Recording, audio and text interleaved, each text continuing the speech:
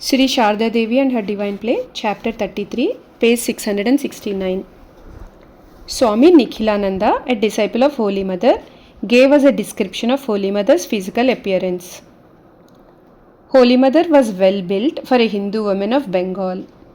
She had a fair complexion and was of medium height, though in several of her photographs she gives the impression of being rather tall.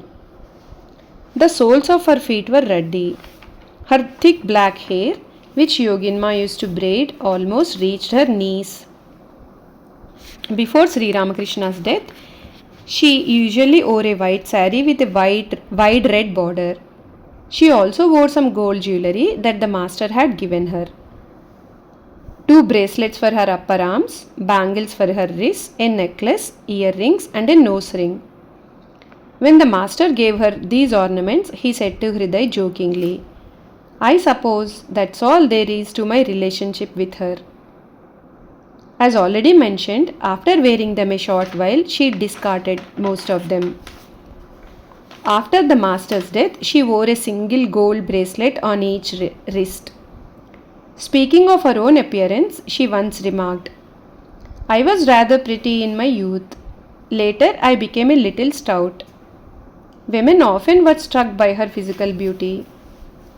As Golapma said, she looked like a goddess. While meditating, she appeared radiant. Swami Premananda's mother once asked her, "Mother, where did you get such celestial beauty and charm?" Once Sri Ramakrishna compared her to Saraswati, a goddess of exquisite beauty and grace. Her fair complexion later became somewhat dark. By the time she was 50, when most of her disciples saw her, she had again become slim and from repeated attacks of malaria at Jairambati, and she appeared pale. Towards the end of her life, she developed a slight stoop and often limped because of rheumatism. Holy Mother's immaculate purity, her unceasing meditation and prayer, her all-embracing compassion and utter selflessness endowed her with the delicacy and tenderness of a maiden. A subtle grace and quiet dignity and withal guilelessness and simplicity. Her innate motherliness put visitors at ease. To a person coming to her for the first time, she conveyed the feeling that she had been eagerly waiting for him.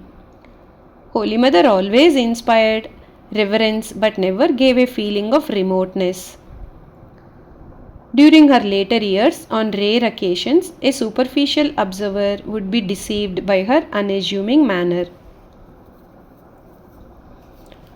Holy Mother, unlike any other Orthodox Hindu widow, wore after the master's death a sari with a narrow red border, using it as a skirt, blouse, and a veil. Before strangers, she covered herself practically from head to foot with an additional white cotton chadar. Once, during the cold season, she was given a thin woolen undershirt. She expressed pleasure at this gift and used it for 3 days. On the 4th day, she took it off and said to the devotees, "Is it proper for a woman to wear a shirt? I put it on for 3 days just to please you." Holy Mother observed some of the caste rules. Like a Hindu widow, she was a vegetarian, but unlike a Hindu widow, she did not cut her hair. She wore gold bracelets. She wore a sari with a narrow red border and ate light supper at night. Ashumitra wrote, "We always saw the mother wearing a sari with a narrow red border. Most of the devotees would supply that type of cloth for her. She wore 2 diamond-cut gold bangles on her wrists and a Rudraksha rosary strung on a gold chain around her neck. There were 108 small Rudraksha beads in that rosary, which was made during the time of Swami Yogananda. By the time we knew her, those Rudraksha beads were worn out and the chain was broken. So a new Rudraksha rosary with a gold chain was made for her. She wore an iron ring on the middle toe of each foot to relieve her rheumatism. Generally, biographers write about noteworthy events, marvelous achievements, and amazing stories that take place in the public life of great personalities. They skip the daily routine, trifling events, and relationship with friends and family. As a result, readers do not get a full picture of that person. As human beings, we relate to human aspects of divine personalities. Otherwise, how could we understand the infinite Lord? It is impossible to comprehend God with our impure minds and puny intellects. The Mundaka Upanishad describes the cosmic being. The heavens are his head, the sun and moon his eyes, the four quarters of the earth his ears, the revealed Vedas his speech, the wind is his breath, the universe his heart. From his feet is produced the earth. He is indeed the inner self of all the beings. When we read this verse, we become afraid to love that supreme being whose eyes are the sun and the moon. We cannot imagine approaching him or establishing a relationship with him.